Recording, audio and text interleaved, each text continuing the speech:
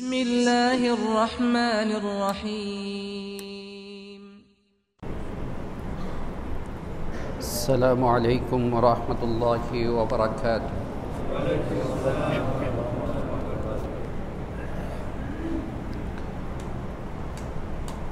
بسم الله الرحمن الرحيم. الحمد لله نحمده ونستعينه ونستغفره ونؤمن به ونتوكل عليه ونعوذ بالله من شرور أنفسنا ومن سيئات أعمالنا. من يهده الله فلا مضل له ومن يضلله فلا هادي له. ونشهد أن لا إله إلا الله وحده لا شريك له. ونشهد أن سيدنا ونبينا وشفيعنا وحبيبنا ومولانا محمدا عبده ورسوله صلى الله تعالى عليه وعلى آله وأصحابه أجمعين.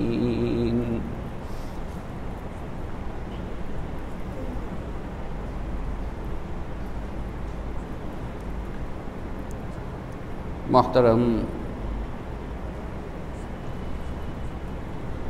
প্রিয় মুসলিয়ান কেরাম,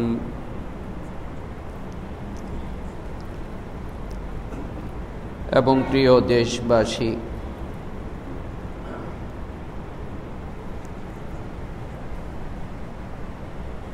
আল্লাহ রাব্বুল আলামিনের মেহেরবানি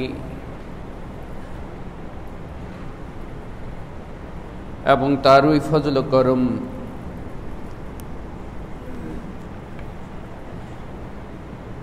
তিনি মেহেরবানি করেছেন বলেই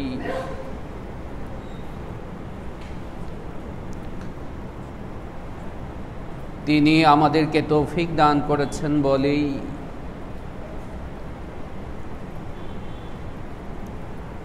আমাদের জন্য সম্ভব হয়েছে জুমার নামাজ আদায় করার জন্য আমরা মসজিদে হাজির হতে পেরেছি। আলহামদুলিল্লাহ।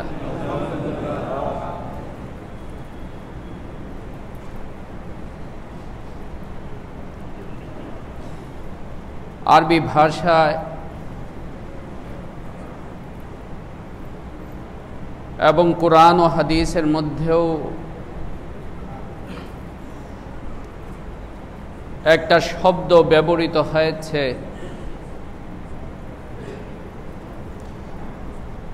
যে শব্দটা আমরা আমাদের বাংলা ভাষায়ও ব্যবহার করে থাকি।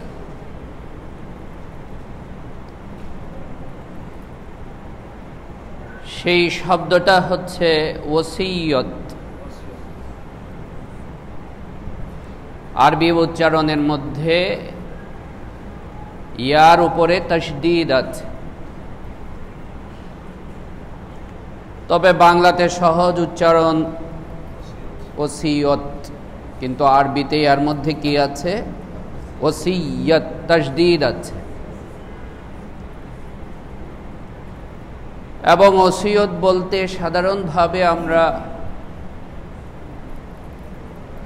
আমাদের সমাজে সম্পদ কেন্দ্রিক অর্থকে বুঝি, যে কোনো ব্যক্তি তার সম্পদের কিছু উইল করে যাওয়া, ওসিয়ত করে যাওয়া, বিশেষ কাউকে তার সম্পদের কিছু অংশ দিয়ে যাওয়া, এই হচ্ছে সাধারণভাবে আমাদের সমাজে, আমাদের ভাষাতে আমরা ওসিয়ত বলতে এই অর্থটাকেই বুঝি। তবে আমি আমার আজকের আলোচনা এই ওসিয়ত সম্পর্কে বলছি না। আমি যে ওসিয়তের কথা বলছি সেটাও কোরআন এবং হাদিসে ব্যবহৃত হয়েছে, তবে এই অর্থে না, অন্য অর্থে। সেটা হচ্ছে উপদেশ দেওয়া, নির্দেশনা দেওয়া, নির্দেশ দেওয়া। কুরআনে কারীমে আল্লাহ সুবহানাহু ওয়া তাআলা এই শব্দটাকে বিভিন্ন বিধিবিধান এবং হুকুমের পূর্বেও ব্যবহার করেছেন, যে ওয়াওয়াসসা বিহা, আল্লাহ তাআলা এই বিষয়ের ওসিয়ত করেছেন, মানে নির্দেশ দিয়েছেন। ওয়াওয়াসাইনাল ইনসানা বিওয়ালিদাইহি ইহসানা, আমি মানুষকে ওসিয়ত করেছি তার পিতা মাতার প্রতি সদাচার করতে। এই ওসিয়ত মানে হচ্ছে নির্দেশ দিয়েছি, এটা আল্লাহর হুকুম, আল্লাহর নির্দেশ। আমি এই নির্দেশনার অর্থে, উপদেশের অর্থে বা নির্দেশের অর্থে সামনে আমার কথাগুলোর মধ্যে এই শব্দটাকে ব্যবহার করব। তবে মূল যে আলোচনা, মূল যে বিষয়, সেটা হচ্ছে রাসূল পাক সাল্লাল্লাহু আলাইহি ওয়াসাল্লাম জীবনের শেষ কয়েকটা দিন, যে দিনগুলোতে তিনি অসুস্থ হয়ে পড়েছিলেন, এতটা অসুস্থ হয়ে পড়েছিলেন যে নামাজে ইমামতি পর্যন্তও করতে পারছিলেন না। সেই দিনগুলোতে রাসূলুল্লাহ সাল্লাল্লাহু আলাইহি ওয়াসাল্লাম তার উম্মতকে এবং তার সাহাবীদেরকে, আমাদের সকলকে বিশেষ কিছু আমলের, বিশেষ কিছু বিধিবিধানের নির্দেশনা প্রদান করেছেন, ওসিয়ত করেছেন। একজন মুসলমান তো, মুমিন তো, তার উপর আল্লাহ সুবহানাহু ওয়া তাআলার আরোপিত যে কোনো বিধিবিধানই সে গুরুত্বের সঙ্গে গ্রহণ করবে এবং গুরুত্বের সঙ্গে পালন করবে। তথাপি আল্লাহ রাসূল সাল্লাল্লাহু আলাইহি ওয়াসাল্লাম এই আমল সমূহের মধ্যে, এই বিধিবিধান এবং হুকুম আহকামগুলোর মধ্যে বিশেষ কিছু আমল এবং দিক নির্দেশনা আল্লাহ রাসূল সাল্লাল্লাহু আলাইহি ওয়াসাল্লাম ওয়াফাতের আগে, ইন্তেকালের আগে তার উম্মতকে দিয়েছেন এবং বারবার বলেছেন, এই বিষয়গুলো সম্পর্কে তোমরা খুব সাবধান থাকবে, এই বিষয়গুলো সম্পর্কে তোমরা খুব সতর্ক থাকবে। আজকে এমন কয়েকটা বিষয়, যে বিষয়গুলো রাসূলুল্লাহ সাল্লাল্লাহু আলাইহি ওয়াসাল্লাম তার অন্তিম মুহূর্তে, ইন্তেকালের আগে, জীবন সায়ান্নে, জীবনের শেষ দিনগুলোতে বিশেষভাবে তিনি তার সাহাবীদেরকে, তার উম্মতকে, আমাদেরকে বিশেষভাবে এই নির্দেশ তিনি দিয়েছেন, এই নির্দেশনা তিনি প্রদান করেছেন। এর মধ্যে সর্বপ্রথম আল্লাহ রাসূল সাল্লাল্লাহু আলাইহি ওয়াসাল্লাম একটা নির্দেশনা প্রদান করেছেন, এবং এই নির্দেশনাটা বিশেষ করে সেই সময়ের সাহাবীদের উদ্দেশ্যে এবং মানুষদের উদ্দেশ্যে, যে আমার সাহাবীদের মধ্যে, রাসূলুল্লাহ সাল্লাল্লাহু আলাইহি সাল্লামের সাহাবীদের মধ্যে দুইটা শ্রেণী আছে। একটা শ্রেণী হচ্ছে যারা মক্কা থেকে মদিনাতে হিজরত করে গিয়েছেন, যাদেরকে কোরআনে বলা হয়েছে মুহাজির। কোরআনে কারীমের অনেক আয়াতের মধ্যেই দেখবেন আল মুহাজিরিন, মুহাজিরিন। আর আরেকটা শ্রেণী বা আরেকটা গ্রুপ হচ্ছে যারা মদিনা শরীফে আগে থেকে অবস্থানকারী এবং যারা এই মুহাজির, হিজরতকারী সাহাবীদেরকে নিজের আপন পরিবারের লোকদের মতো বরণ করেছেন, তাদেরকে সার্বিক সাহায্য সহযোগিতা করেছেন। তাদেরকে কোরআনে বলা হয়েছে আনসার, মুহাজির এবং আনসার। মুহাজির এবং আনসার। আনসার শব্দের অর্থ হচ্ছে নাসারা, সাহায্যকারী। আনসার শব্দের অর্থ হচ্ছে সাহায্যকারী, সহকারী, সহযোগী। এ হচ্ছে এর শাব্দিক অর্থ। কিন্তু কোরআন এবং হাদিসে সাধারণভাবে আনসার শব্দটা বলতে ওই সাহাবীদেরকে বোঝানো হয়েছে যারা মদিনা শরীফে অবস্থান করে, ওই যারা হিজরত করে গিয়েছেন সাহাবীরা, তাদেরকে কি করেছেন? সাহায্য করেছেন, বরণ করে নিয়েছেন, গ্রহণ করে নিয়েছেন। এই আনসারি সাহাবীদেরও অনেক ফজিলত কোরআনে এবং হাদিসে বর্ণিত হয়েছে। এবং এই আনসারি সাহাবী সারাটা জীবন তারা কেবল কুরবানি করে গিয়েছেন, ত্যাগ তিতিক্ষাই করে গিয়েছেন।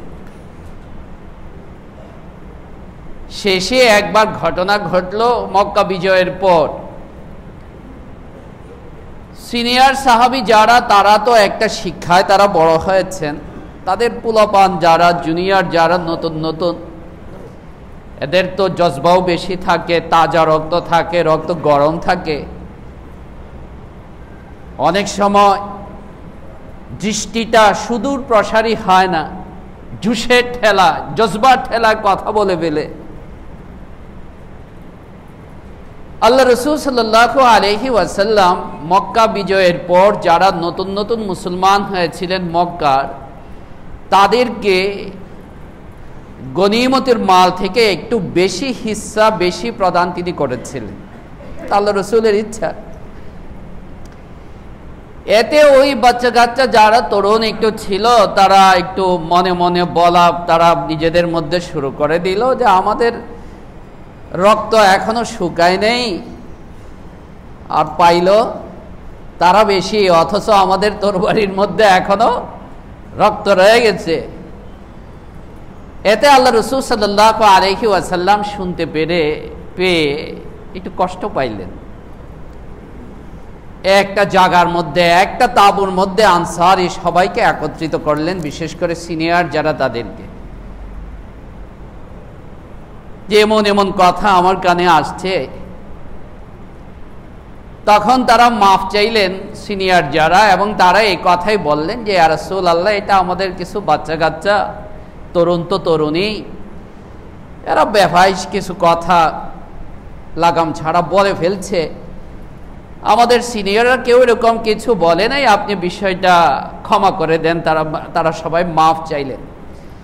তখন আল্লাহ রাসূল সাল্লাল্লাহু আলাইহি ওয়াসাল্লাম আনসারীদেরকে বললেন যে তোমরা কি এতে খুশি নও যে লোকেরা স্বর্ণ রূপা নিয়ে যাবে আর তোমরা আল্লাহর রাসূলকে নিয়ে যাবে? এর চাইতে খুশি তোমাদের জন্য কি হতে পারে? কারণ মক্কা বিজয়ের পর একটা সন্দেহ সৃষ্টি হয়েছিল, যেহেতু মক্কা হচ্ছে আল্লাহ রাসূলের বাপ দাদার ভিটা, তো মানুষ সাধারণত তার ভিটার প্রতি, তার বসত বাড়ির প্রতি আলাদা একটা ন্যাচারালি তার একটা কি থাকে, টান থাকে। আবার এটা তো প্রাকৃতিক। তাছাড়া ধর্মীয় দৃষ্টিকোণ থেকে কাবা শরীফ কোথায়? মক্কায়।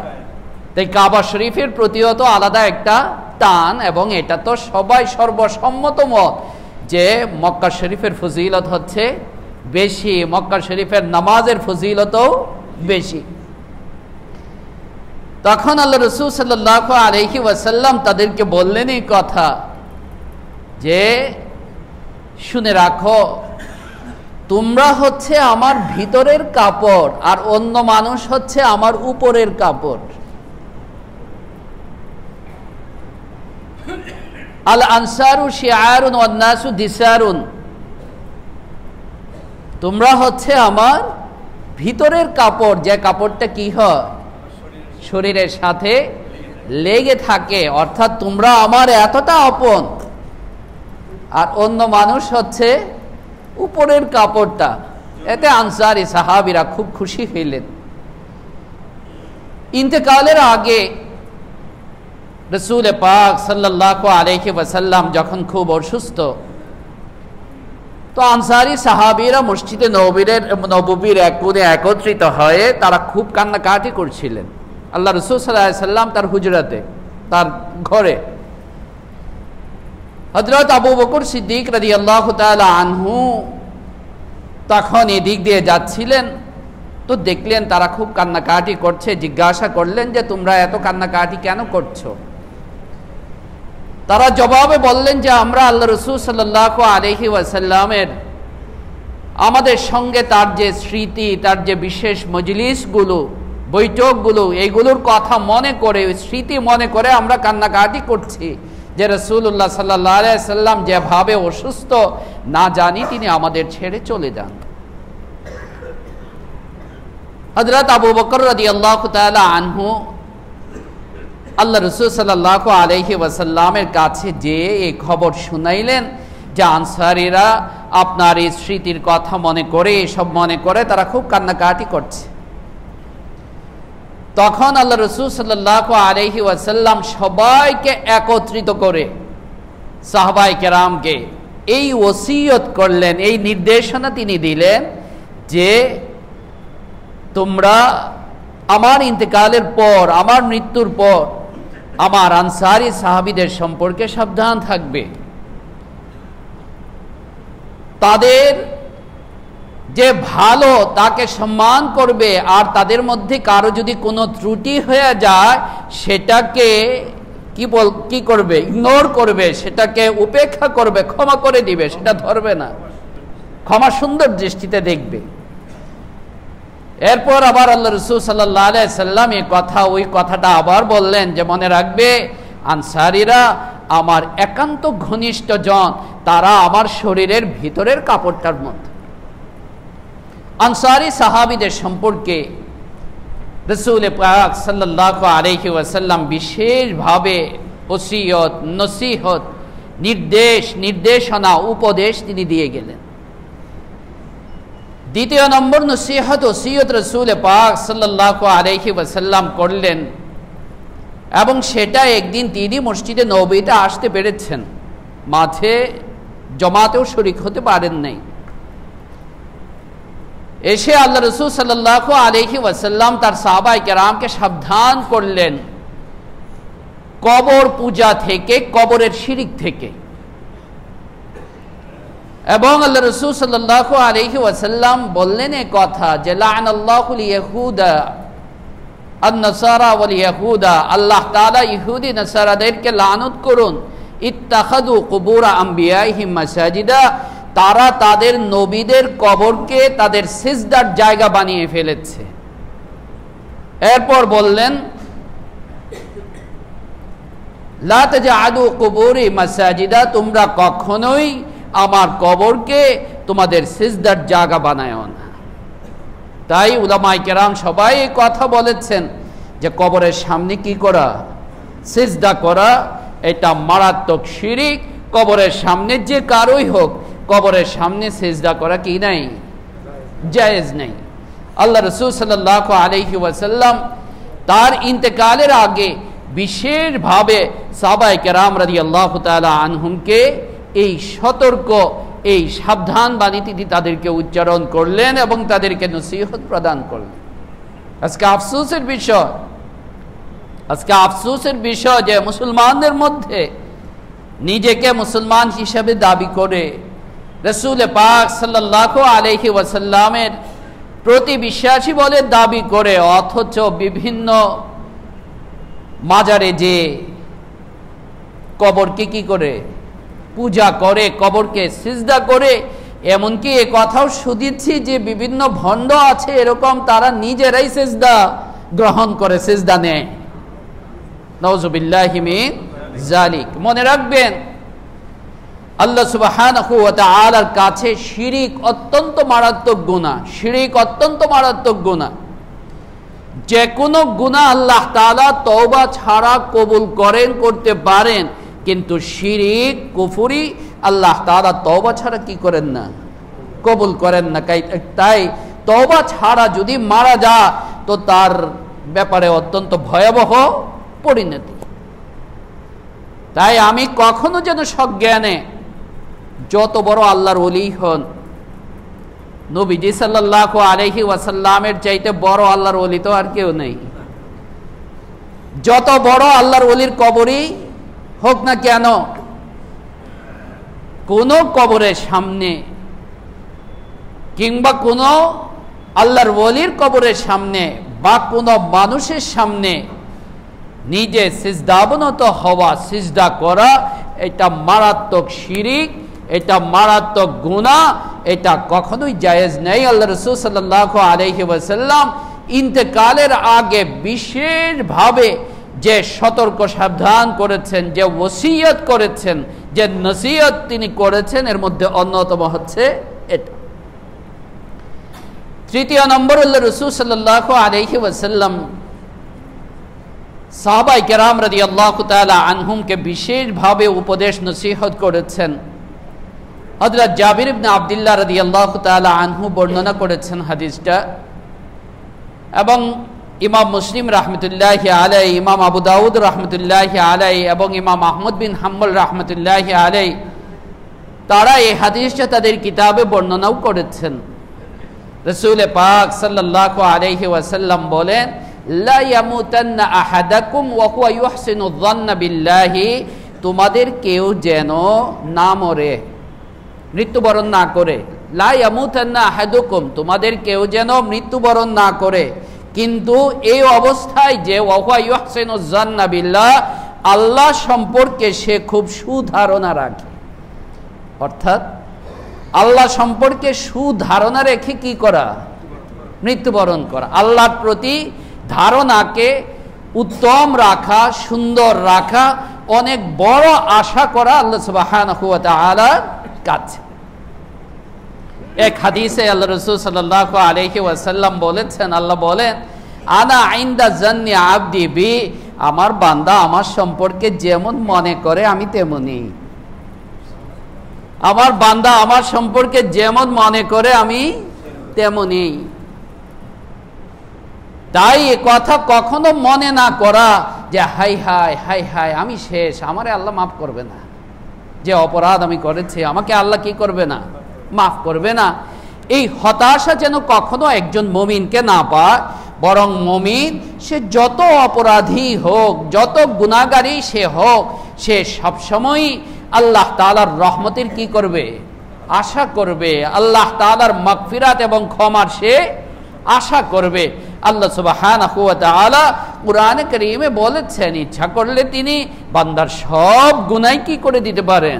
মাফ করে দিতে পারেন। লা তাকনাতু মির রাহমাতিল্লাহ, আল্লাহর রহমত থেকে নিরাশ হয়ো না। ইন্নাল্লাহা ইয়াগফিরুয যুনুবা জামিআ, আল্লাহ ইচ্ছা করলে সব গুনাহ তোমার মাফ করে দিতে পারে। ঈমানের দুইটা অংশ। ঈমানের কয়টা অংশ? একটা অংশকে বলা হয় খৌফ, আরেকটা অংশকে বলা হয় রাজা। একটা অংশ হইল খৌফ, মানে ভয়, ভীত সন্ত্রস্ত হওয়া, আল্লাহ তাআলার আযাব, আল্লাহ তাআলার পরাক্রমশীলতা। আর আরেকটা হচ্ছে রাজা, যেটার কথা বলতেছি এখন, আশাবাদী থাকা। আশাবাদী থাকা। মনে রাখবেন, এই হাদিসের কারণে যেন আমি আমার নফসের কাছে এই ধোঁকা না পাই, আবার যে হুজুর তো বললেন আল্লাহর রহমতের আশাবাদী থাকা, তাই নো চিন্তা ডু ভর্তি, আল্লাহ তো কি করবে? অনেকেই বিভ্রান্তিতে আছে। আল্লাহ তো গফুরুর রহিম। আল্লাহ কি? গফুরুর রহিম। আমি আমার ইচ্ছা মতো চলবো, ইচ্ছা মতো করবো, যা খুশি তাই করব। আল্লাহ গফুরুর রহিম, আল্লাহ কি করবেন? মাফ করে দিবেন। এই শয়তানের ধোঁকা, নফসের এই ধোঁকার মধ্যে যেন আমি না পড়ি। এবং উলামায়ে কেরাম খুব সুন্দর বলেছেন যে দুই অবস্থাতে, মানে দুইটা সময়ে দুইটা অবস্থা, দুইটা সময়ে দুইটা অবস্থা। বান্দা যখন জওয়ানি অতিক্রম করে, জওয়ান যখন সে থাকে, তখন ঈমানের এই ভয়ের অংশটা তার ভিতরে যেন প্রবল থাকে। কারণ জওয়ান তো এমনি কি হয়? ডেমকেয়ার হয়। এমনি তো সে ডেমকেয়ার প্রকৃতি হয়। তাই তাকে যদি আবার আপনি আল্লাহর অপার ও ক্ষমা, আল্লাহর অপার ও রহমত, আল্লাহর অপার ও মানে কি বলবো মাগফিরাতের আশা আপনি দিয়া দেন, সে বলবে যা যা করার এবার কামায়া দে না, পরে হজ কইরা কি করে ফেলবো, সব বুড়া বয়সে সব মাফ হয়ে যাবে। ধোঁকা দেয় কি দেয় না, যে এবার যেভাবে ইচ্ছা এইভাবে চলে দেই, বুড়া বয়সে তবা টবা করে নিব না। তাই জওয়ান বয়সে বেশি হচ্ছে আল্লাহ তাআলার আযাব এবং আল্লাহ তাআলার যে ভয়, এটা বেশি রাখা। আর বুড়া হয়ে যাওয়ার পর, এই জন্য আল্লাহ রসুল বলেছেন মৌতের আগে, বুড়া হয়ে যাওয়ার পর তখন তো আর গুনাহ করার কি থাকে না, শক্তি থাকে না, তখন আর গুনাহ করার শক্তি থাকে না। তো বুড়া হয়ে যাওয়ার পর যেন তার মনের ভিতরে আল্লাহ তাআলার রহমতের আশাটা কি থাকে, বেশি থাকে। আর আল্লাহর রহমতের আশাবাদী হয়েই সে যেন দুনিয়া থেকে বিদায় নেয়, যে ইনশাআল্লাহ আশা করি আল্লাহ তাআলা এতদিন ঈমানের উপরে রেখেছেন, আল্লাহ তাআলা ইনশাআল্লাহ কি করে দিবেন, আমাকে মাফ করে দিবেন, ক্ষমা করে দিবেন। চতুর্থ নম্বর, আল্লাহ রাসূল সাল্লাল্লাহু আলাইহি ওয়াসাল্লাম ইন্তেকালের একদম আগে আগে বারবার যে বিষয়টা বলতেছিলেন, দুইটা বিষয়, চতুর্থ এবং পঞ্চম নম্বর একসাথে আল্লাহ রাসূল সাল্লাল্লাহু আলাইহি ওয়াসাল্লাম বলেছেন, ওসিয়ত করেছেন। এর মধ্যে একটা হচ্ছে চতুর্থ এবং পঞ্চমের মধ্যে, আস-সালাহ ওয়া মা মালাকাত আইমানুকুম, তোমরা নামাজের ব্যাপারে সাবধান থাকবে। নামাজের ব্যাপারে কি থাকবে, সাবধান থাকবে। আর তোমাদের অধীনস্থদের ব্যাপারে তোমরা সাবধান থাকবে। দেখেন, বান্দা তার উপরে যে সমস্ত বিধিবিধান আছে, যে সমস্ত হকগুলো আছে, এর মধ্যে কিছু হচ্ছে আল্লাহর হক আর কিছু হচ্ছে বান্দার হক। আল্লাহর হক সমূহের মধ্যে সবচাইতে সবার আগে গণ্য, যেটা সর্বাগ্রে গণ্য, সেটা হচ্ছে কোনটা, নামাজ। নামাজ আল্লাহর হকের মধ্যে, যার নামাজ ঠিক তার বাকি সব ঠিক। হযরত উমর রাদিয়াল্লাহু তাআলা আনহু বলেছেন, যার নামাজ ঠিক শুদ্ধ, তার বাকি সবকিছু শুদ্ধ। আর যার নামাজ ঠিক নাই, তার বাকি জিনিসও কি নাই, ঠিক নাই। আল্লাহ রাসূল সাল্লাল্লাহু আলাইহি ওয়াসাল্লাম ইন্তেকালের আগে বারবার নামাজ সম্পর্কে কি করেছেন, সতর্ক সাবধান করেছেন, আস-সালাহ আস-সালাহ আস-সালাহ। আর সেই নামাজ সম্পর্কে আমরা কি গাফেল, নামাজ সম্পর্কে আমরা উদাসীন, নামাজ সম্পর্কে আমরা বিভিন্ন শ্রেণীতে বিভক্ত হয়ে গেছি। কেউ তো নামাজের খেয়ালই করে না, কেউ নামাজ পড়ে তো পড়ে না। এক ভাইকে পেয়েছি, মজার ব্যাপার, আমাদের মুসল্লি, আমার সাথে ঘনিষ্ঠ। ওই ভাই আমাকে জিজ্ঞাসা করতেছে, খতিব সাহেব হুজুর, সারাদিন তো এত ব্যস্ত থাকি, অফিসের এত ব্যস্ততা থাকে, বড় ইন্ডাস্ট্রিয়ালিস্ট, তাই আমি ওই জোহর আসর মাগরিব এসে এগুলি বাসায় এসে একসাথে পড়ি। এগুলি বাসায় এসে কি পড়ি, দেখেন মূর্খতা কাকে বলে, সব ওই একসাথে, ওই সময় অফিসের মিটিং টিটিং থাকে, ব্যস্ততা থাকে, তাই সব একসাথে পড়ে। অথচ ইচ্ছাকৃতভাবে এক ওয়াক্ত নামাজ কাজা করা, আল্লাহ রাসূল সাল্লাল্লাহু আলাইহি ওয়াসাল্লাম এভাবে বলেছেন, ফাকাদ কাফারা, সে তো যেন কাফিরই হয়ে গেল, সে তো যেন কাফিরই হয়ে গেল। মান তারাকা সালাত মুতাআম্মিদান ফাকাদ কাফারা, ইচ্ছাকৃতভাবে কেউ যদি নামাজ ছাড়ে, পরিত্যাগ করে, ফাকাদ কাফারা, সে যেন কাফের হয়ে গেল। কত মারাত্মক কথা। এবং সাহাবায়ে কেরাম রাদিয়াল্লাহু তাআলা আনহুম বলেছেন যে আমরা আমাদের জামানাতে কাফের মুনাফিকের মধ্যে আর আমাদের মধ্যে পার্থক্যকারী মনে করতাম কে, নামাজকে। তাই নামাজের ব্যাপারে সাবধান। আল্লাহ রাসূল সাল্লাল্লাহু আলাইহি সাল্লাম ইন্তেকালের আগে বারবার নসিহত করেছেন, বারবার ওসিয়ত করেছেন, নামাজের ব্যাপারে কি হও, সাবধান হও। আরেকটা শ্রেণী যে নিয়মিত নামাজ আদায় করে ঠিকই, কিন্তু নামাজ যে আদবের সাথে আদায় করা দরকার, যে খুশুর সাথে আদায় করা দরকার, যে যত্নশীলতার সাথে আদায় করা দরকার, সেইভাবে কি করি না, আদায় করি না। এটার মধ্যে আমাদের অনেকেই আছি। এবং আল্লাহ রাসূল সাল্লাল্লাহু আলাইহি ওয়াসাল্লাম বলেন যে তাড়াহুড়া করে আসে, ফানাকারা আরবান, এরপরে 4টা ঠোকর দেয়, এরপরে কি করে, আল্লাহ রাসূলের শব্দ, ফানাকারা আরবান, 4টা সিজদাকে আল্লাহ রাসূল কি বলেছেন, 4টা ঠোকর, মানে ওই যে মুরগির ঠোকরের মতো অস্থিরতার সাথে তাড়াহুড়া করে জলদির সাথে সে কি করে নামাজ আদায় করে। জলদির সাথে নয়, অস্থিরতার সাথে নয়, নামাজ তো অত্যন্ত ধীর স্থির ভাবে কি করতে হয়, আদায় করতে হয়। আর আরেকটা বিষয় আল্লাহ রাসূল সাল্লাল্লাহু আলাইহি সাল্লাম বলেছেন, সেটা হচ্ছে অধীনস্থদের ব্যাপারে সাবধান এবং সতর্ক থাক। দেখেন এই ওসিয়তগুলো, নির্দেশনাগুলো এক একটা এরকম যে এক একটার উপরে এক একটা বই লেখার মতো, এক একটা লেকচার হওয়ার মতো, এক একটা বয়ান হওয়ার মতো, যে তোমরা তোমাদের অধীনস্থদের ব্যাপারে কি থাকো, সাবধান থাকো। মানুষের কম বেশি সবারই কি আছে, অধীনস্থ আছে। বাহিরের লোক কেন, আমার সন্তানরাই তো আমার অধীনস্থ, আমার পরিবারের যারা এরা আমার অধীনস্থ। যার পরিধি আর একটু বাড়বে, অফিসে তার অধীনস্থ যারা আছে আরো পরিধি বাড়বে, কর্মকর্তা কর্মচারী যারা আছে তার পরিধিটা আরো বাড়বে। তুমি তোমার অধীনস্থদের ব্যাপারে কি থাকবে, সাবধান থাকবে। এদের হক যেন তোমার দ্বারা কি না হয়, নষ্ট না হয়। আসসালাতু ওয়া মা মালাকাত আইমানুকুম, নামাজের ব্যাপারে সাবধান এবং অধীনস্থদের ব্যাপারে কি সাবধান। আমরা অনেক সময় ইচ্ছায় হোক অনিচ্ছায় হোক আমরা দুর্ব্যবহার করি, মারাত্মক দুর্ব্যবহার করি। একজনকে একবার আমি নিজে খুব বুঝাইলাম, আমাদের এই আত্মীয় খুব গালিগালাজ করে, তো তাকে বুঝাইলাম। পরে আরেকদিন আমাকে বলতেছে, উনি তোমার মতো এরকম এদের সঙ্গে বইয়ের ভাষায় কথা কইলে একটাও কথা শুনবে না। ওইটাও একটা বাস্তবতা আছে। এটার কারণ হচ্ছে মৌলিকভাবে আমরা সিস্টেম বানায় ফেলছি।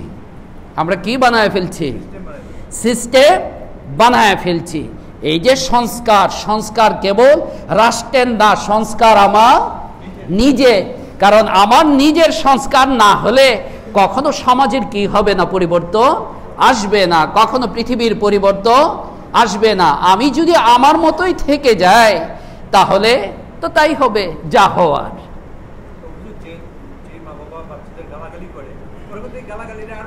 কখনো উচিত না। এত শিখবে আমার কাছ থেকে, এত শিখবে আমার কাছ থেকে। এমনকি আমরা তো আমাদের ফ্যামিলিতে শিখেছি, মা বাবা কখনো বাচ্চাদের সামনে, স্বামী স্ত্রী সংসার, অনেক দিনের সংসার, সব দিন কি আর সুখের থাকে? একটু তো তর্কাতর্কি ঝগড়া ফাসাদ হয় কি হয় না? না, এরকম কেউ বুকে হাত দিয়ে বলতে পারবেন যে জীবনে কখনো কোনো তর্কাতর্কি ঝগড়া হয়নি? আমাদের পীর সাহেব তো বলেন যে মিথ্যুক সে, বরং সংসারের জীবনের এটা আরেকটা ভালোবাসা, যে কি হওয়া মাঝে মাঝে একটু কিছু হওয়া, আর কি, আর বললাম না আমি।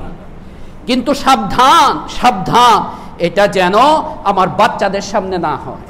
বাচ্চাদের সামনে হলে কি হবে, আমারও ওয়েট তার কাছে নষ্ট হবে, তার মার ওয়েটও তার কাছে নষ্ট হবে। আর সবচেয়ে বড় জিনিস, সে এটা কি করবে, শিখবে। একজন বাচ্চার, একজন সন্তানের সবচাইতে বড় শিক্ষা প্রতিষ্ঠান হচ্ছে তার পরিবার, তার বাসা। আজকাল আমরা এই জিনিসগুলি খেয়াল না করার কারণে, আজকাল এগুলি আমরা খেয়াল করি না। স্কুলের অবস্থা তো কি একমাত্র আল্লাহ তাআলাই জানেন। বাসায়ও এই জিনিসগুলি খেয়াল না করার কারণে এখন আমার সন্তানরা, আমার বাচ্চারা আমার জন্য আযাব হয়ে গেছে, তাদের কথাবার্তা, তাদের ব্যবহার। সুতরাং আমি এই ব্যাপারে সতর্ক এবং সাবধান থাকা, কারণ কুল্লু উলাইকা কানা আনহু মাসউলা, আল্লাহ সুবহানাহু ওয়া তাআলার কাছে আমাকে এই সম্পর্কে কি করতে হবে, জবাবদিহি করতে হবে। সুতরাং ভাই, আল্লাহ রাসূল সাল্লাল্লাহু আলাইহি ওয়াসাল্লাম তার ইন্তেকালের আগে একজন মানুষের কত কষ্টের অবস্থা থাকে, এবং আল্লাহ রাসূল সাল্লাল্লাহু আলাইহি ওয়াসাল্লামের অবস্থাও এরকম ছিল যে বারবার তিনি বেহুশ হয়ে পড়ছিলেন, চেহারাকে ঢেকে ফেলতেছিলেন, আবার খুলতেছিলেন। হযরত আম্মা জান ফাতেমা রাদিয়াল্লাহু তাআলা আনহু, ওয়া কারাবা, হায় আমার বাবার কষ্ট, এই বলে তিনি কান্নাকাটি করছিলেন। এই অবস্থাতেও আল্লাহ রাসূল সাল্লাল্লাহু আলাইহি ওয়াসাল্লাম আমাদেরকে এই নির্দেশনা আমাদেরকে এই নির্দেশ, এই উপদেশ, এই ওসিয়ত দেওয়া, এর মানে এটাই যে এই বিষয়গুলোর গুরুত্ব কতটা বেশি। আল্লাহ সুবহানাহু ওয়া তাআলা আমাদের সকলকে বুঝবার তৌফিক দান করুন। আমিন। ওয়া আখিরু দাওয়ানা আনিল হামদুলিল্লাহি রাব্বিল আলামিন।